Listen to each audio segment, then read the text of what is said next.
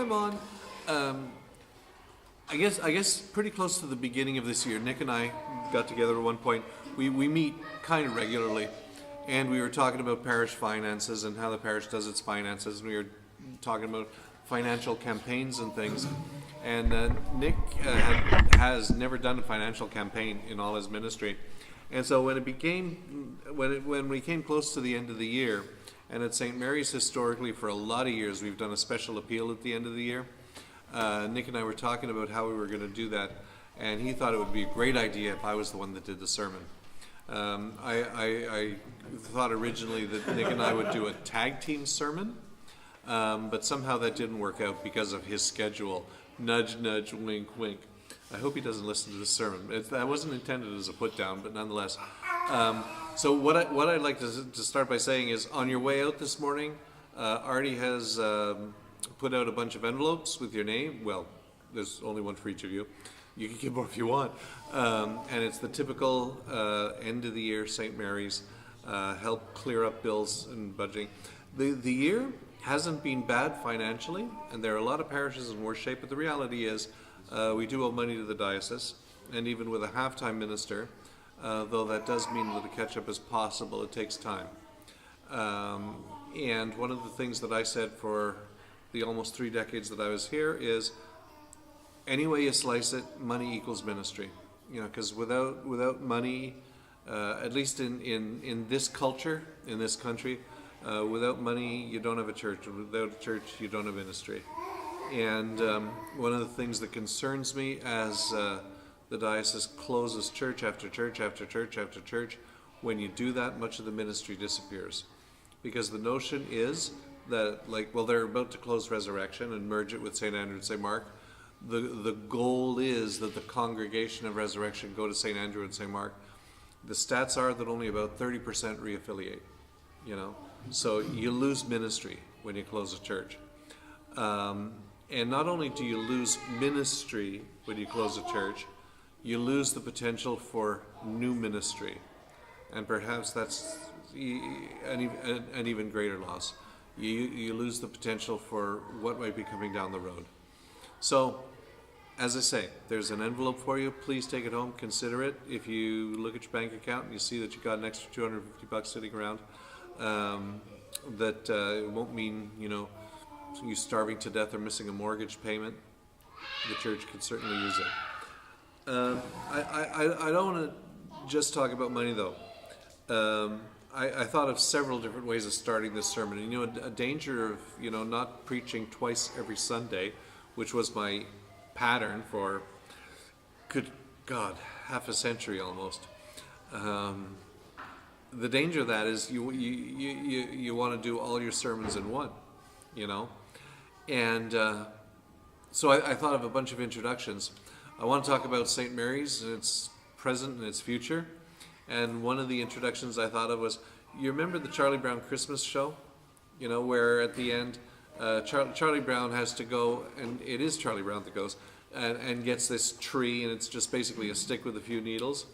And he says, it's not such a bad little tree after all. All it needs is a little love, And he takes it back and they decorate it. And once the community has, we're getting deep here. Once the community has gathered around the tree and decorates it, and everybody's seen Charlie Brown Christmas, right?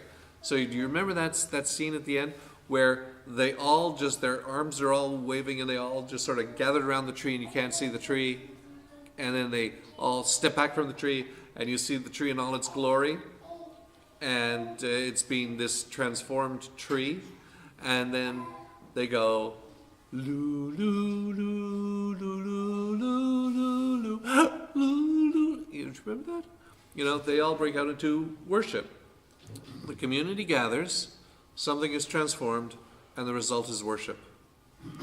Okay, isn't that a great introduction to a sermon about the ministry of a church? Charlie Brown. I love it.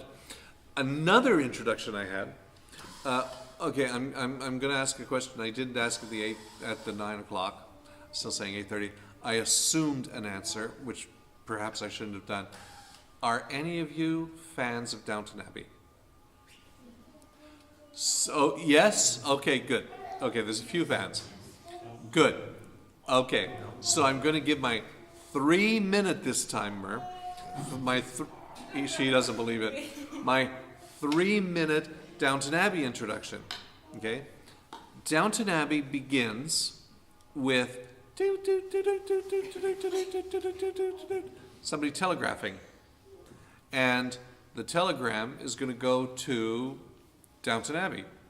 What the telegram is the Titanic has gone down. Okay?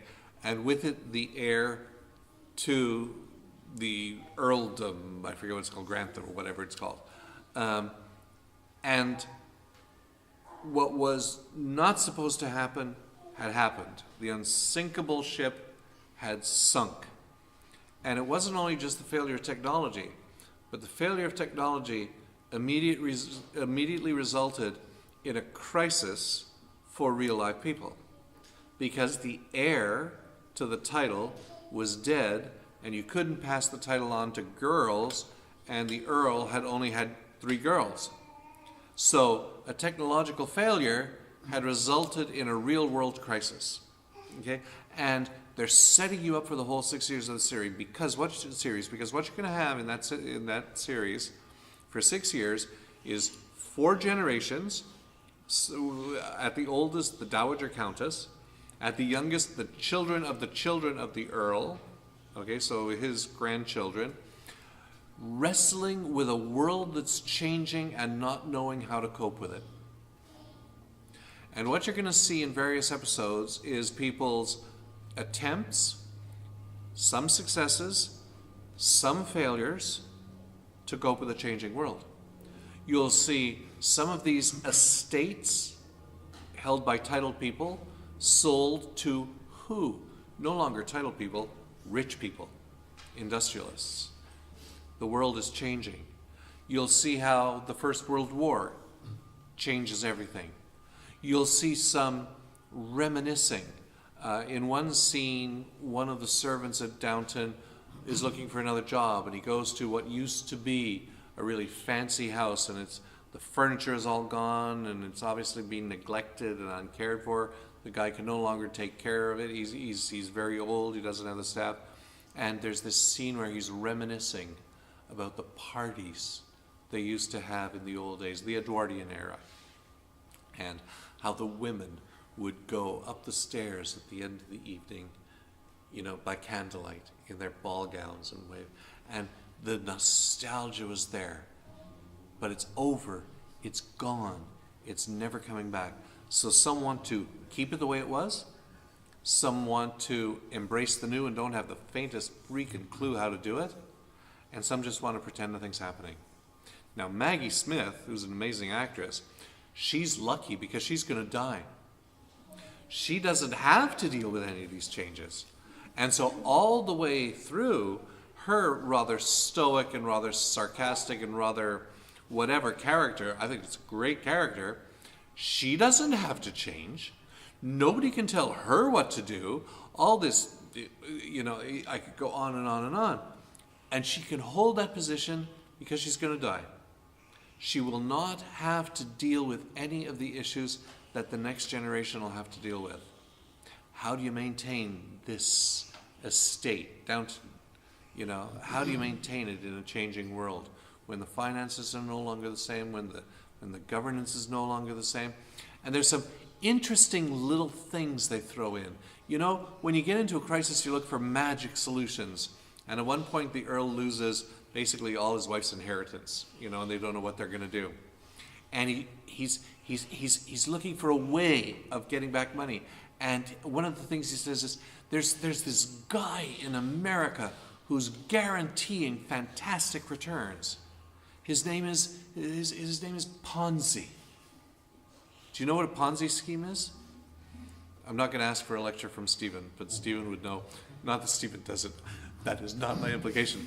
But basically a Ponzi scheme, you give your money, and the guy will give you a lot of interest, like a disproportionate amount of interest. And so, wow, this is good, you'll invest more. And he'll give you interest. You'll invest more. He'll give you a crazy rate of interest. But all the time, what he's doing is he's using your money to pay you your interest. And so lots of people buy in, and the money's going up and up and up, and he's paying. But the thing is, he's using the capital to pay the interest. And of course, he ends up with nothing. He ends up really rich, everybody else. That's a Ponzi scheme in very brief, amateurish form. And he talks about this guy Ponzi, who guarantees these great returns. So they're looking for magic.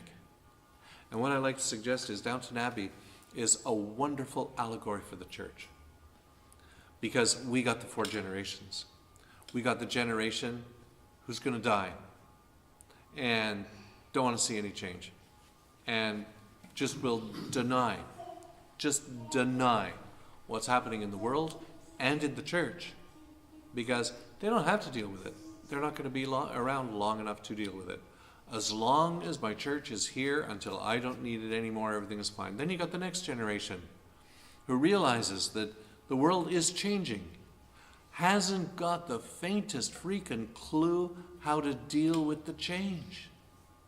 So they try everything under the sun, hoping something works, looking for a magic bullet, a magic solution. Then you got the generation, and it might be called the generation of depression, where all the magic solutions have been tried and nothing's working any longer. And it's like, what do we do? Do we give up? We're losing our estate.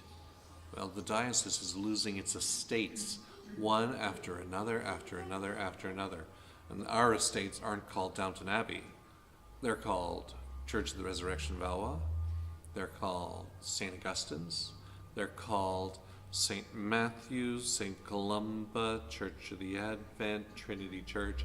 That's a whole section of the diocese, square plunked in the diocese. There's no churches anymore. They're all gone because he didn't know what to do. So we find ourselves in a Downton Abbey type circumstance. But yet it's in that circumstance that we're called to do our ministry and our mission. So the question is, how, why, and what? And so one of the things that we do in the church, and we've done it at St. Mary's, we continue to do it at St. Mary's, it's just part of the way human beings are, is you scramble around trying to make meaning. And it is well-intentioned and well-meaning. If only we had the right type of music, people will flock in. Doesn't happen. If only we have somebody that's good with youth, we'll fill the place. Well, we have a summer camp. That's always really good, and lots of teenagers. But what do you do? What do you do? You scramble around, and then at a certain point, and it takes a lot of courage. Maybe one person, maybe 2, maybe 3, maybe in a place like St. Mary's, because in some ways St. Mary's is an exceptional place. Maybe it might even be a dozen or a dozen and a half. Say, we got to look at things in a whole new way. And we got to throw out ideas that haven't been thrown out before. And let's just see what happens. Let's just see what happens. So, here is a bit of the Tardy plan. Well, it's not a plan because I don't work for you anymore. So, here's a bit of the Tardy idea. One of my philosophies is it's a bad idea to close churches. If you close a church, you lose the possibility of ministry. But given the way things are, and given how slow institutions are to change, we get ourselves into the position in this diocese where our default strategy when a church begins to struggle is to close it.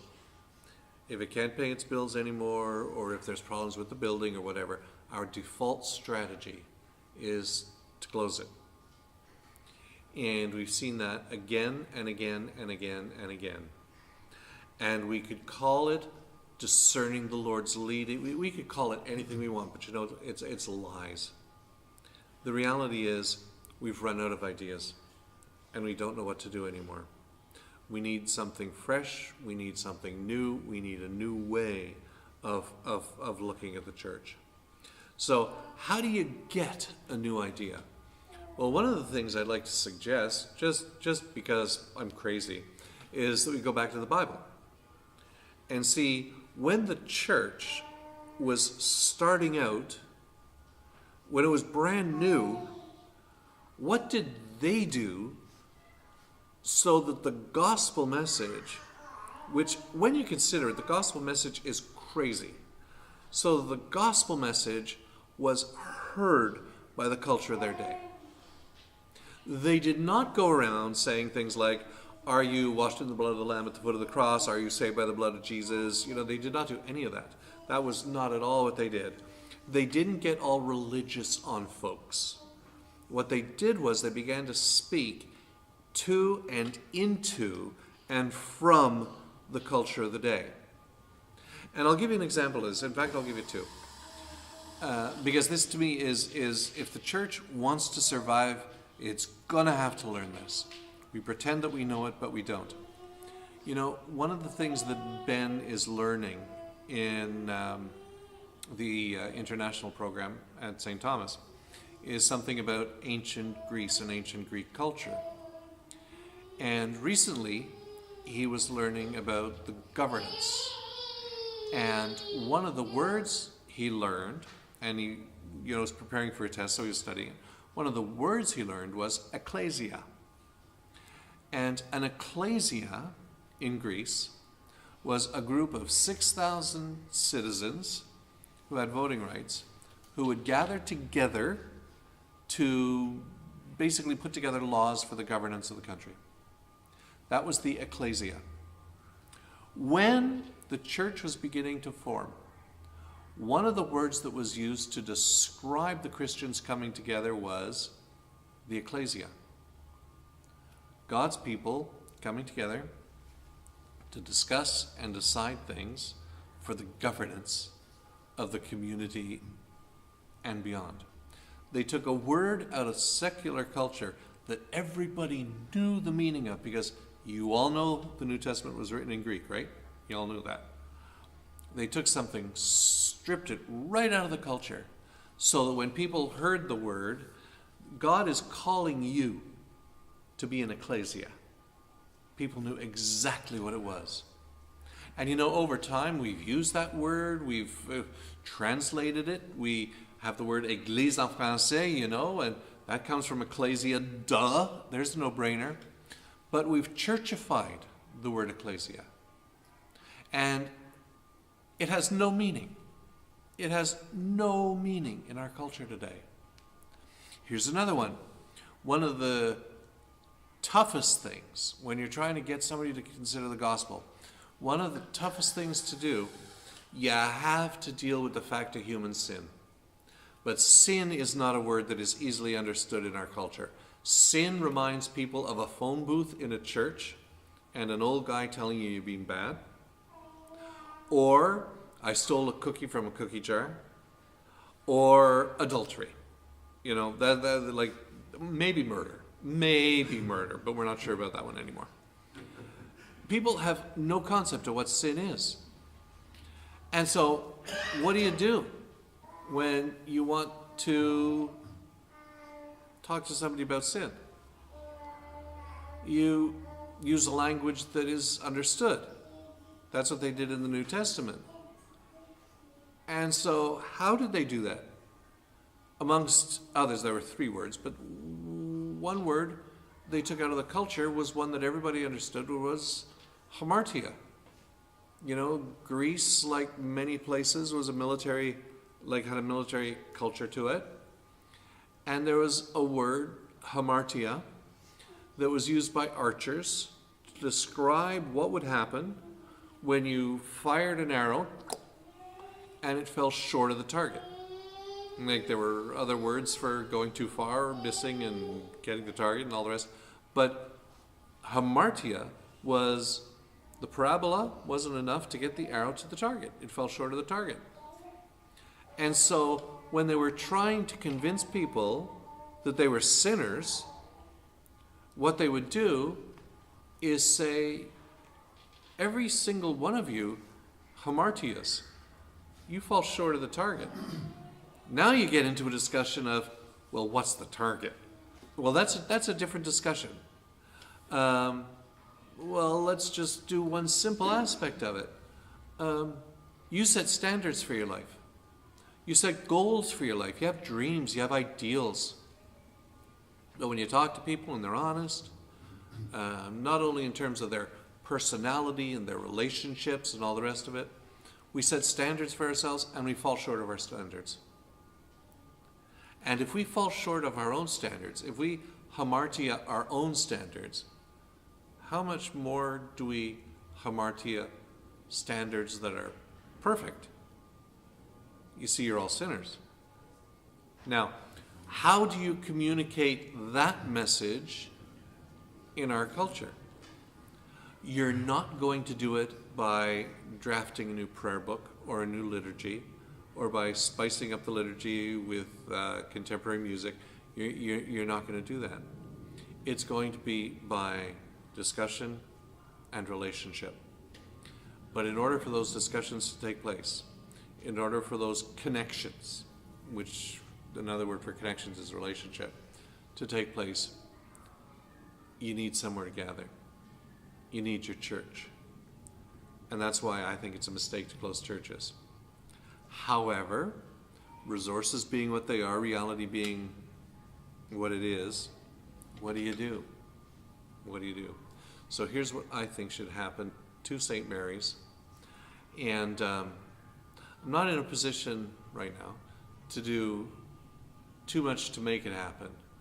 But this week I wrote a rather long letter to the bishop. Did you read it? Did you like it? Richard thought it was really good. Anyway, I wrote a rather long letter to the bishop, and it is my first little foray into trying to switch diocesan thinking. Here's what I think should happen. Along the lake shore, you've got 4 churches. You've got St. George's St. Anne de Bellevue, Christchurch Beaurepaire, St. John the Baptist Point Clare, St. Andrew and St. Mark Dorval. Church of the Resurrection Valois is closing and being merged with St. Andrew and St. Mark Dorval. So, basically from Dorval to St. Anne de Bellevue, south of the 20 and north of, Lake St. Louis, that's a pretty narrow strip, isn't it? You got 4 Anglican churches. Between the 20 and the 40, with the closing of the resurrection, there will be 1. In that same territory, there will be 1, St. Mary's. You tell me how it makes sense and is missional and is faithful. You tell me how it makes sense to close St. Mary's down. We will be the only Anglican church left between the 20 and the 40. It makes no sense at all. We are still the only Christian church in Kirkland. And we all know about the development that's going in the next few years in Lorne and stuff like that. Who's going to claim that? So here's what I think. We got 2 too many, but let's say, 1 too many churches south of the 20. So, close Beaurepaire. During the summer we got a letter from Beaurepaire inviting us to consider the possibility of merging with them and all the rest of it. Let them close. They've sold their rectory. Sell the church. Invite them to come to us. Or go to St. George's. To St. George's with you. Or St. John the Baptist. Wouldn't wish that on them, but go to St. John the Baptist. Or come to St. Mary's. And then those resources that are freed up by the sale of the building and the sale of the rectory could be used to bring St. Mary's up to a realistic standard. One of the things that absolutely amazes me, and I hope I'm not just being self-indulgent in this part of the sermon, it's only a couple of minutes long anyway. We say education is one of our key values in our society. And our caring institutions like our hospitals, things like churches and stuff like that, are important.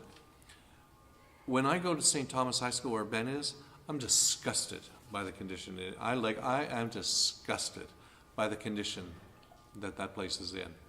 It's cobbled together. It's just a freaking mess I think everybody should go and see what a mess it is.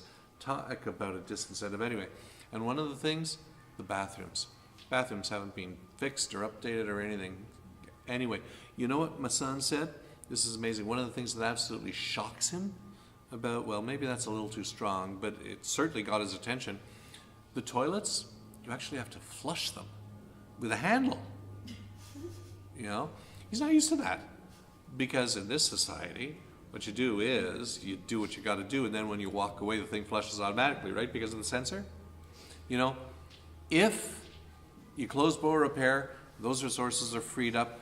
We could fix not only that and that. We could put in toilets that have an automatic flush. Imagine. And toilets where you can either close and lock the door if you want, or open it if you want. That's the clincher. You know, that's the clincher. And we could become more of a community center. We could redesign this worship space. We could change the way the pews are, or get rid of the pews and bring in proper chairs that leave your bum in a good condition instead of being numb at the end of the day. There's so much you could do. And you know what else we could do? We could do what the Anglican Church has done throughout its whole history. We could plant a daughter church. And I think we're going to do that if we're not shut down. I think we're going to do that. You know, the Baptist way of planting churches is very different from the Anglican way. And I'm not suggesting it's not as good. It's a different way. What they do is they identify a territory and say, we want to put a church there. A number of years ago, the area they wanted to put a church in was Kirkland. And so they rented a space at Collisay. But where was the money going to come from? Because they didn't exist. So the Baptist Federation agrees to fund for 5 years all expenses of planting a church, ministry, rent, whatever. And in those 5 years, the idea is to build a self-supporting congregation. And if at the end of 5 years, the congregation is not self-supporting, pull the plug, go, you're done. That's what happened to Renaissance in Collisay. After 5 years, it was not viable. It just wasn't growing. So now they're meeting, you know, rent-free in a small building in Dorval. So the group is staying together, but it's still not growing. The Anglican way is mother breeds daughter. St. Andrew and St. Mark's founds St. Andrew and St. Mark's founds St. John the Baptist. St. John the Baptist bred St. Mary's. St. Mary's, well, you know this. You know about mothers and daughters, because we started Evergreen up in St. Lazare before it was screwed up by mismanagement. And even when it was closed, not one evaluation of what went wrong. Well, how do you expect to do it better if you don't evaluate what didn't go well? So Evergreen is gone. Most recent, and I sort of take some sense of ownership there, the most recent church plant that we did in the mother-daughter way is gone. But I believe we could do it again. And you know where I think it should be? Margaret Manson's school. Artie's been doing some research into cost of rentals and all the rest of it. If St. Mary's continues here, I think one of our mission mandates should be to found a church. And guess what? When you do the work involved in founding a church, you know what happens? You clarify your thinking as to what you believe and as to what you believe church is supposed to be and how you go about communicating the message. Because when you start in a new place and you really want to grow, it is amazing how you have to come up with new ideas to communicate to people what it is you're trying to do. Anyway, that's a little bit of the tardy idea. Will it happen? I don't know. I don't know. What my role in all of this will be, I don't know. But I got to tell you, something that I really want to look at seriously in the future, I'm on long-term disability, which is a significant cut in salary. What I want to look at is if instead of LTD, I went on my full pension from the church, plus OAS, because I'm eligible for reduced OAS, and my QPP, how much more money would be taking in a month, And I'd also be able to earn money, because I can't earn money while I'm on LTD. Because you know what? I'm sorry to tell you, you need ministers.